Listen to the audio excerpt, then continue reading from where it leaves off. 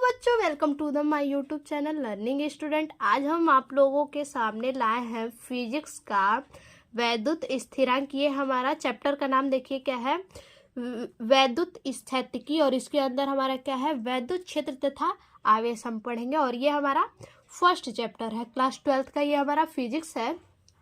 तो देखिए, हमने इससे अगले वाले वीडियो में आवेश के प्रथम कूलाम का नियम, कूलाम की परिभाषा हमने पहला देख लिया है, प्रथम परिभाषा। और उस पर हमने क्या किया है, न्यूमेरिकल भी सॉल्व कर लिया है।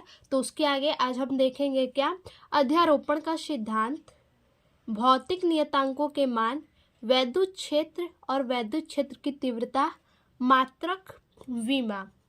और इससे पहले हम क्या देखेंगे कि आवेश में मात्रक कूलाम की परिभाषा, जो हमने प्रथम परिभाषा देख लिया, उसमें न्यूमेरिकल कर लिया है। आज हम देखेंगे क्या, दूसरा परिभाषा हमारा क्या है। तो सबसे पहले हम देखेंगे दूसरा परिभाषा, उसके बाद इन सब टॉपिकों को हम समझेंगे। तो देखिए, हमारा दूसरा परिभाषा क्या है।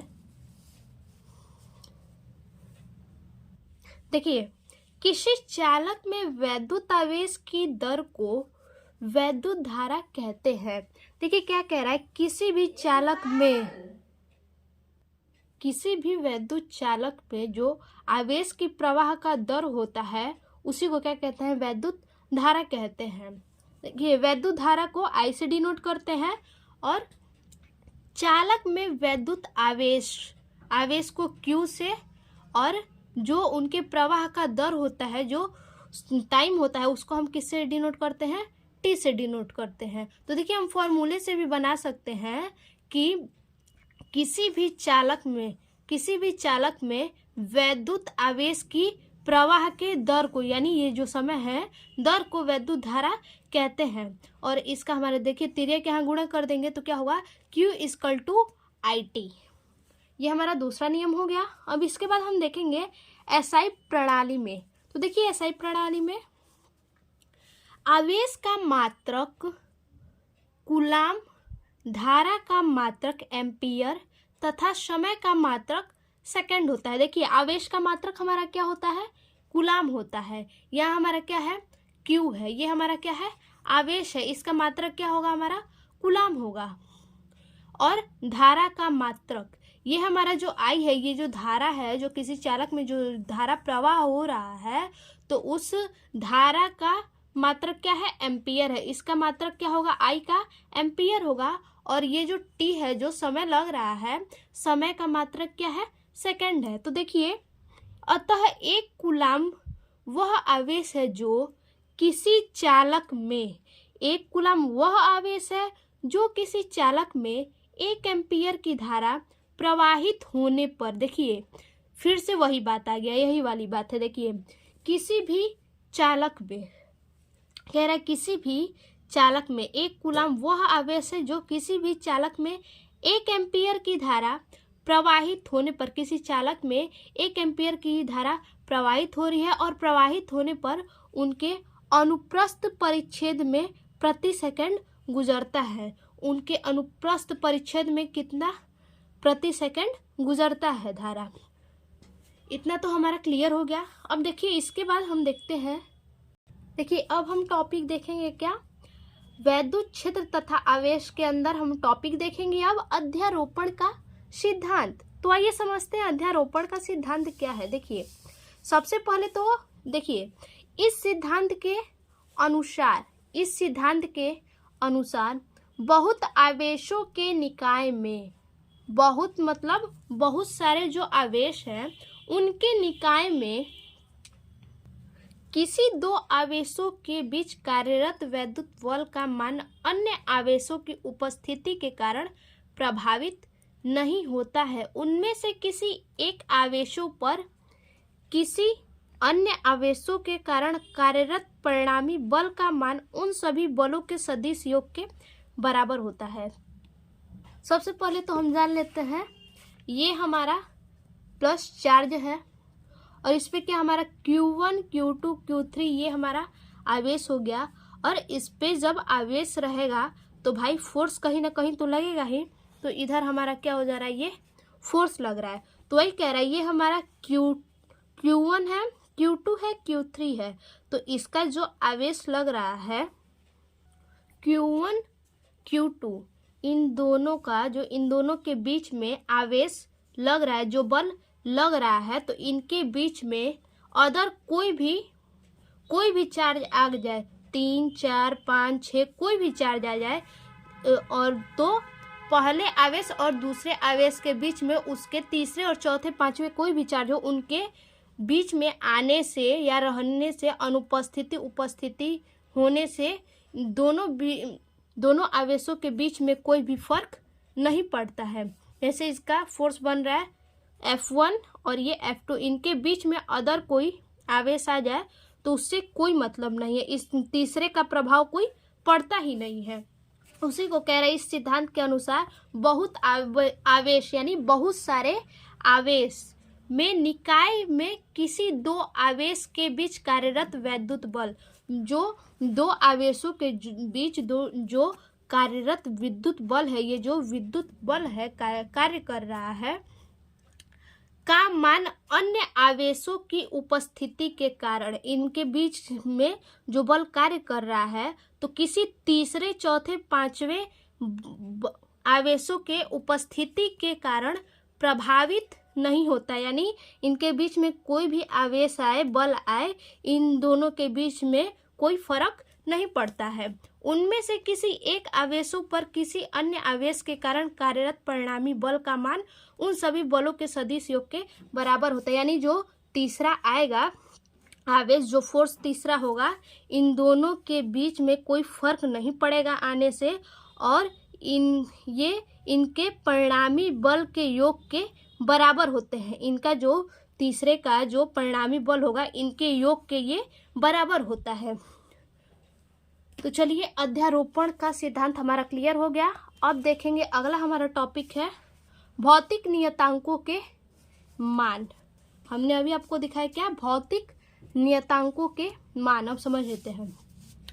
इलेक्ट्रॉन पर आवेश, इलेक्ट्रॉन पर कितना आवेश होता है, 1.6 × 10⁻⁻19 कूलाम। यहाँ कूलाम क्यों है, तो अभी हमने क्या पढ़ा, आवेश का मात्रक क्या होता है, कूलाम होता है, तो इसीलिए हमने यहाँ कूलाम लगाया है। अब अगला है इलेक्ट्रॉन का द्रव्यमान। इलेक्ट्रॉन का द्रव्यमान कितना होता है, 9.0 × 10⁻31 kg। द्रव्यमान में हम क्या लगाएंगे, kg लगाएंगे। अब प्रोटॉन का आवेश, प्रोटॉन का आवेश 1.6 × 10⁻⁻19 kg, नहीं kg नहीं, यहाँ पे हमारा क्या होगा, प्रोटॉन का यहाँ पे आवेश है, तो यहाँ हमारा kg नहीं, यहाँ हमारा कूलाम होगा। अब आगे है हमारा प्रोटॉन पर द्रव्यमान, ये हमारा kg में होगा। देखिए 1.67 × 10⁻⁻27 kg। द्रव्यमान को हम किससे डिनोट करते हैं, मात्रक kg से। अगला हमारा अल्फा कण का आवेश। देखिए कहीं भी आवेश रहेगा उसका मात्रक कूलाम ही होगा, तो अल्फा कण का आवेश 3.2 × 10⁻⁻19 कूलाम। अल्फा कण का द्रव्यमान 6.68 × 10⁻⁻27 kg। यहाँ द्रव्यमान है तो इसलिए हमने यहाँ पे क्या लगाया, kg लगाया। अल्फा कण का द्रव्यमान कितना, 6.68 × 10⁻⁻27। अब आगे हमारा निर्वात में वैद्युतशीलता अपसाइलेंट नॉट 8.85 × 10⁻⁻12 कूलाम स्क्वायर प्रति न्यूटन मीटर स्क्वायर। अब देखिए इसको अभी हम आप लोग को समझाएंगे कि ये कैसे coulomb square newton metre square हुआ। तो आगे अभी देखते हैं सार्वत्रिक गुरुत्वाकर्षण नियतांक, इसको किससे डिनोट करते हैं, जी से। सार्वत्रिक गुरुत्वाकर्षण नियतांक जी से डिनोट करते हैं, और इसका हमारा मान कितना है, 6.67 × 10⁻⁻11 न्यूटन मीटर स्क्वायर प्रति कूलाम स्क्वायर। देखिए इसका जस्ट अपोजिट इसका मात्रक है। तो अब देखते हैं आगे।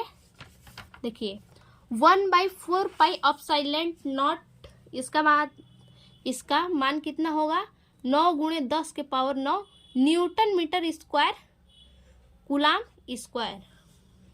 तो देखिए ये newton metre square coulomb square कैसे हुआ, तो देखिए सॉल्व करते हैं जब, तो हमारा देखिए कूलाम के नियम में क्या होता है, 1/4 पाई ऑप्साइलेंट नॉट, इसके बाद Q1 Q2 by are square.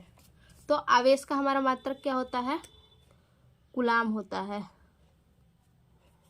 आवेश का मात्रक कूलाम, और इसको हम किससे, मीटर से डिनोट करते हैं। देखिए कूलाम के नियम को किससे डिनोट करते हैं, सबसे पहले तो एफ से करते हैं। तो हमारा एफ देखिए उसका हमारा क्या होगा, मात्रक कूलाम होगा, और उसके बाद आवेश का मात्रक हमारा क्या होगा, न्यूटन होगा, आवेश का मात्रक हमारा न्यूटन होगा, और आर का मात्रक हमारा मीटर होगा। तो newton metre square, coulomb square लगाएंगे और न्यूटन मीटर स्क्वायर, इसी तरह से सेम यहाँ पे हमने रखा है। अब इसके आगे देख लेंगे। देखिए इसके बाद हम जानेंगे कि देखिए कभी कभी क्वेश्चन दे देता है एग्जाम में, या फिर ऐसे भी पूछ भी देता है। तो ऐसे देखिए, किसी माध्यम की वैद्युतशीलता तथा निर्वात की वैद्युतशीलता में संबंध, इसमें क्या, माध्यम की वैद्युतशीलता में और निर्वात की वैद्युतशीलता में क्या पूछा है, संबंध पूछा है। तो माध्यम की वैद्युतशीलता हमारा ई हो गया, और निर्वात की वैद्युतशीलता हमारा अपसाइलेंट नॉट हो गया, और के को हमने माध्यम का परावैद्युतांक लिया है। के को किससे डिनोट करते हैं, माध्यम का परावैद्युतांक। तो ये हमारा क्या है, इन दोनों में संबंध है। अब इसके आगे देखते हैं। देखिए अध्यारोपण का सिद्धांत तो हमने समझ लिया, भौतिक नियतांकों के मान भी हो गया। अब देखेंगे क्या, वैद्युत क्षेत्र अब हम देखेंगे, और उसके बाद वैद्युत क्षेत्र की तीव्रता। तो देखिए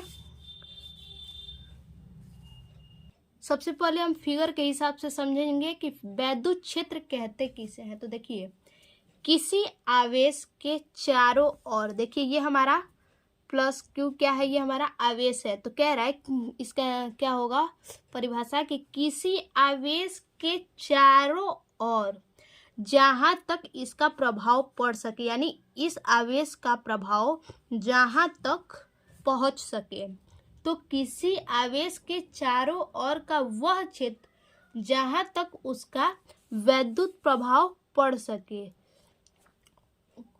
या फिर वैद्युत प्रभाव का अनुभव हो, उसे ही हम क्या कहेंगे, वैद्युत क्षेत्र कहेंगे। ये हमारा वैद्युत क्षेत्र है और ये हमारा आवेश है। तो वैद्युत आवेश का, यानी किसी आवेश के चारों ओर का वह क्षेत्र जहां तक वैद्युत प्रभाव का अनुभव हो सके, उसे ही हम क्या कहेंगे, वैद्युत क्षेत्र कहेंगे। ये हमारा सिंपल सा परिभाषा हो गया। उसके बाद देखेंगे, देखिए परिभाषा हमारा क्या है। देखिए अब इसका परिभाषा भी सेम उसी तरह से है जैसे हमने आप लोग को अभी समझाया। देखिए किसी आवेश के चारों ओर का वह क्षेत्र, यानी ये हमारा आवेश है और उसके चारों ओर का क्षेत्र जहां तक वैद्युत प्रभाव का अनुभव होता है, उसे ही हम क्या कहते हैं, वैद्युत क्षेत्र कहते हैं। वैद्युत क्षेत्र को किससे, ई से डिनोट करते हैं। देखिए हमारा वैद्युत क्षेत्र भी क्लियर हो गया। अब देखेंगे वैद्युत क्षेत्र की तीव्रता मात्रक विमा। तो देखिए कह रहा है कि वैद्युत क्षेत्र में किसी बिंदु पर परीक्षण धनावेश पर लगने वाला बल, देखिए कोई वैद्युत क्षेत्र है और उस वैद्युत क्षेत्र में कोई बिंदु स्थित है जहां पर परीक्षण धनावेश है, और परीक्षण धनावेश पर कोई फोर्स लग रहा है, कोई बल लग रहा है। तो परीक्षण धनावेश पर लगने वाला बल और परीक्षण धनावेश के अनुपात क्या होते हैं, बराबर होते हैं। इसी को क्या कहते हैं हम, वैद्युत क्षेत्र की तीव्रता कहते हैं। और वैद्युत क्षेत्र की तीव्रता जो है यह एक सदिश राशि है, इसे ई से प्रदर्शित करते हैं, यानी ई से डिनोट करते हैं। ई से इसे पहचाना जाता है कि वैद्युत क्षेत्र की तीव्रता है। तो देखिए इसके आगे फॉर्मूला हम बना लेंगे। वैद्युत क्षेत्र में किसी बिंदु पर परीक्षण धनावेश पर लगने वाला बल, तो ये हमारा हो गया क्या, बल हो गया, परीक्षण धनावेश पर लगने वाला ये बल हो गया। और वैद्युत क्षेत्र को अभी हमने समझा ई से डिनोट करते हैं, ई से हमने डिनोट किया। और उसके बाद यहाँ पे हमने उस पे परीक्षण धनावेश पर जो बल लग रहा है वो हमारा F है। और उसके बाद परीक्षण धनावेश ये हमारा क्या है, ये आवेश है हमारा, जिससे अब Q नॉट से प्रदर्शित करते हैं। तो देखिए इसका हमारा क्या मात्रक किस तरह से होगा, देखिए बल का मात्रक हमारा न्यूटन होता है और आवेश का मात्रक हमारा कूलाम होता है। तो इसका क्या होगा, न्यूटन प्रति कूलाम होता है हमारा मात्रक। इसके बाद देखिए आगे मात्रक, देखिए मात्रक हमारा क्या, अभी हमने बताया न्यूटन प्रति कूलाम, यहाँ पे बताया ना। तो देखिए न्यूटन का क्या होता है, विमा mLt के पावर -2 और कूलाम का क्या होता है, at के पावर -1। तो यहाँ हमारा क्या बनेगा, विमा mLt -3 a पे -2।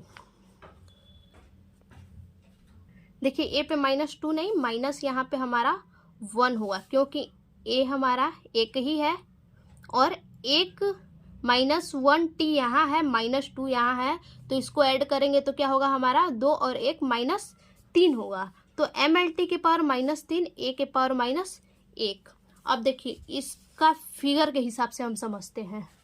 देखिए क्या हमने पढ़ा है अभी, देखिए वैद्युत क्षेत्र में किसी बिंदु पर परीक्षण धनावेश पर लगने वाला बल, मान लीजिए ये हमारा क्या है, वैद्युत क्षेत्र है, ये जो हमारा है ये हमारा वैद्युत क्षेत्र है। और किसी बिंदु पर परीक्षण धनावेश, ये हमारा कोई बिंदु है और यहाँ पे क्या हमारा लग रहा है, परीक्षण धनावेश लग रहा है। तो कह रहा परीक्षण धनावेश पर लगने वाला बल, इस पे जो फोर्स लगेगा, ये हमारा फोर्स है, इस पे जो फोर्स लगेगा, लगने वाला जो बल है, जो फोर्स है हमारा इस पे लगेगा। और परीक्षण धनावेश यानी और इसका जो अनुपात होगा, इन दोनों ये दोनों क्या होते हैं, दोनों के अनुपात बराबर होते हैं। फिर से देखिए कोई आवेश है, वैद्युत क्षेत्र है, ये कोई हमारा क्या है, वैद्युत क्षेत्र है। और इसमें कोई बिंदु है, बिंदु पर क्या परीक्षण धनावेश है, क्या है, परीक्षण धनावेश है। और परीक्षण धनावेश पर लगने वाला बल, ये जो हमारा आवेश है इस पे क्या कोई जो फोर्स लग रहा है, इस पे लगने वाला बल और परीक्षण धनावेश के अनुपात, इस पे लगने वाला बल और इसके अनुपात क्या होते हैं, बराबर होते हैं। यह एक सदिश राशि है। देखिए ये हमारा क्या है, परीक्षण धनावेश है और इस पे जो फोर्स लग रहा है, इन दोनों के अनुपात जो होते हैं बराबर होते हैं। इसे ही हम क्या कहते हैं, वैद्युत क्षेत्र की तीव्रता कहते हैं, वैद्युत क्षेत्र की तीव्रता कहते हैं। और इसके बाद देखिए यह हमारा क्या है, सदिश राशि है, क्या है, सदिश राशि है। तो देखिए फिगर के द्वारा भी हम समझ के परिभाषा बना सकते हैं। फिर से एक बार देखिए कि किसी वैद्युत क्षेत्र में, ये हमारा क्या है, जो हमने पूरा सर्कल किया है, ये हमारा क्या है, कोई वैद्युत क्षेत्र है। तो देखिए इसमें कोई बिंदु है जिस पर क्या है, परीक्षण धनावेश है और इस धनावेश पर बल कोई लग रहा है। तो इस पे लगने वाला बल और ये परीक्षण धनावेश और इस पे लगने वाला बल, ये दोनों के अनुपात क्या होते हैं, बराबर होते हैं। इसी को हम क्या कहते हैं, वैद्युत क्षेत्र की तीव्रता कहते हैं।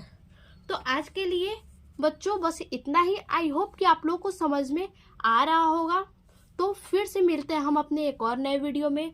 तब तक के लिए धन्यवाद।